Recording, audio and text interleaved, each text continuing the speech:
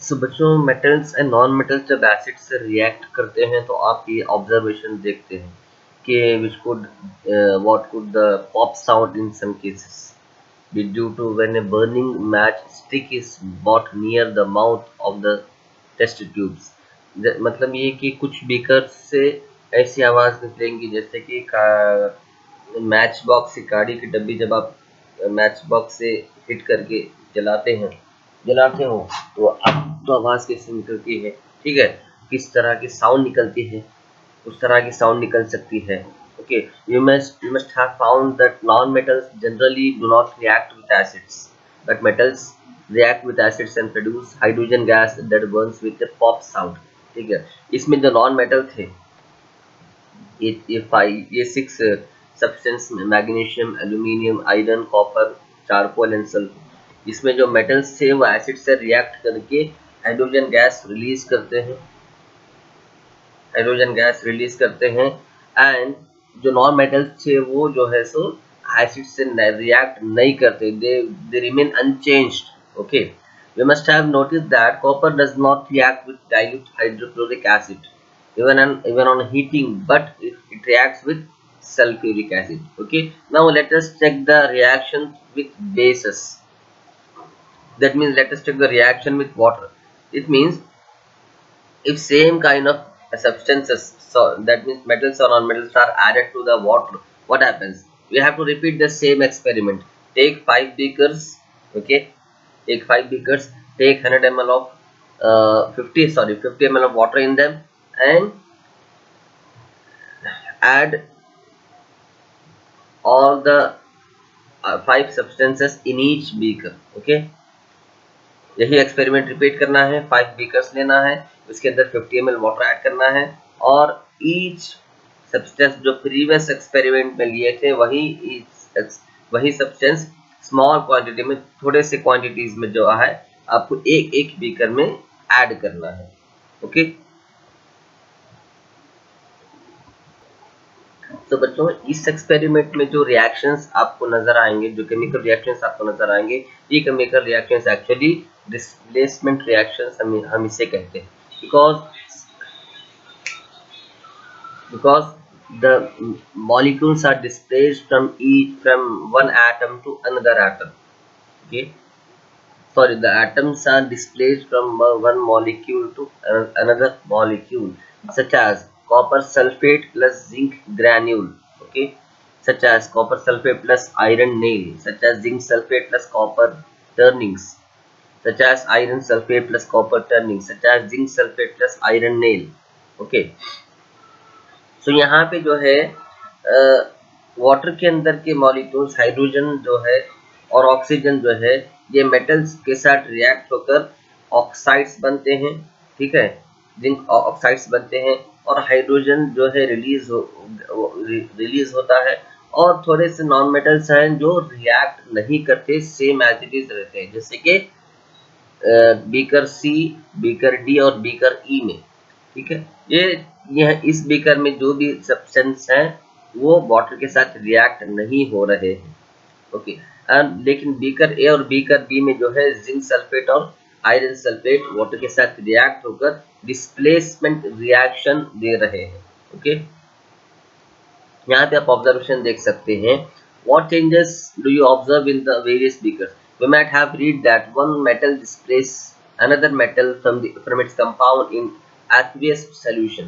In beaker A हमने हमने पढ़ रखा था और हमें ये मालूम है कि एक मेटल जब दूसरे मेटल के साथ ऐड किया जाता है पानी के अंदर, वाटर के अंदर, एक्वियस सॉल्यूशन में, तो एक दूसरे के मॉलिक्यूल्स एक दूसरे से इंटरचेंज होते हैं।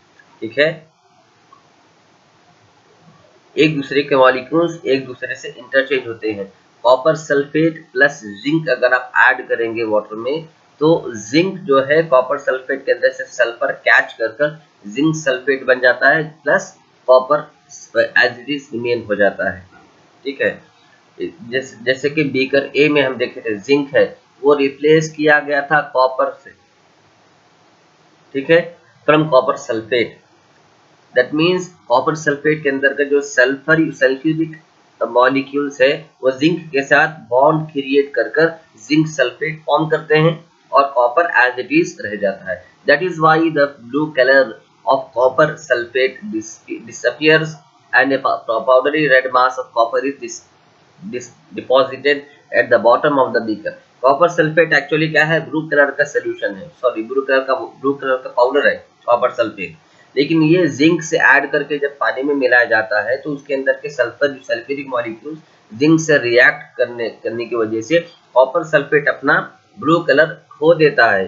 It will no more be blown out और एक रेड पाउडर में कन्वर्ट हो जाता है. This reaction is called as displacement reaction, क्योंकि एक कंपाउंड के मॉलिक्यूल्स दूसरे कंपाउंड में ऐड होकर डिस्प्लेस हो रहे हैं. Okay, we can write the reaction taking place in the beaker in a similar way. Okay, there could have been displacement of zinc by copper in beaker C and by iron in beaker E. Similarly, iron could be displaced by copper in beaker D. Since we do not see any change in beaker C, we can infer that copper is not able to replace zinc from zinc sulfate. But why? When zinc can replace copper in beaker A, why cannot copper replace zinc in copper C? Remember that science is not arbitrary. It follows definite rules and based on facts. And the rule here is that zinc is more reactive than copper and iron. Okay. अब beaker A में हमने देखा था कि copper sulphate में zinc add करे तो zinc ने क्या किया, कॉपर सल्फेट कंपाउंड से सल्फ्यूरिक मॉलिक्यूल्स को अट्रैक्ट करके जिंक सल्फेट बन गया. ठीक है.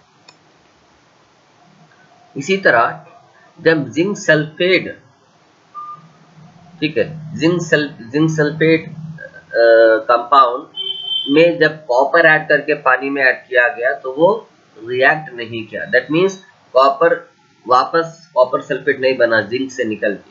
इसकी वजह ये है कि बहुत से जिंक जो है कॉपर और आयरन के मुकाबले में ज्यादा रिएक्टिव है, मोर रिएक्टिव है, बहुत जल्दी रिएक्शन स्टार्ट करता है. तो इसलिए इस वजह से, और उसकी एफिनिटी टुवर्ड्स अदर मॉलिक्यूल्स बहुत ज्यादा है, दूसरे मॉलिक्यूल्स के साथ उसका अट्रैक्शन, उसकी फ्रेंडशिप बहुत ज्यादा है. तो अगर वो किसी मॉलिक्यूल से फ्रेंडशिप कर लेता है वो बहुत आसानी से छोड़ता नहीं है. इसीलिए जिंक सल्फेट के अंदर से कॉपर जो है सल्फ्यूरिक मॉलिक्यूल्स का निकाल कर कॉपर सल्फेट नहीं बन सकता. A more reactive metal can replace a less reactive metal. Copper sulfate a less reactive metal है. Iron less reactive metal. Less reactive यानी रिएक्शन जल्दी नहीं करता, सुकून से रिएक्शन देता है. ठीक है. More reactive मतलब सॉल्यूशन में, लिक्विड में ऐड करते ही रिएक्शन शुरू करता है, जैसे कि सल्फर है. इसी तरह तो जिंक जो है कॉपर और आयरन के मुकाबले में ज्यादा रिएक्टिव है. कॉपर कम रिएक्टिव है, उससे कम रिएक्टिव आयरन है. आयरन बहुत स्लो रिएक्शन देता है. इसीलिए आप देखेंगे आयरन के, लोहे की कोई भी चीज को आप पानी में डाल के रखेंगे तो 1 या 2 दिन में जंग नहीं लगता, 1 महीने 1.5 महीने के बाद जंग लगता है. So now we can understand why there are no displacement reactions in beaker D and E also. Can we guess the sequence of the metals from more reactive to less reactive among zinc, iron, and copper? Yes. First, zinc is very more reactive. After that, copper is more reactive. After that, iron is more reactive. Uses of metals and non-metals. We should be able to guess why metals are used in making machinery, automobiles, aeroplane, trains, satellites, industrial gadgets, cooking utensils, water boilers, etc.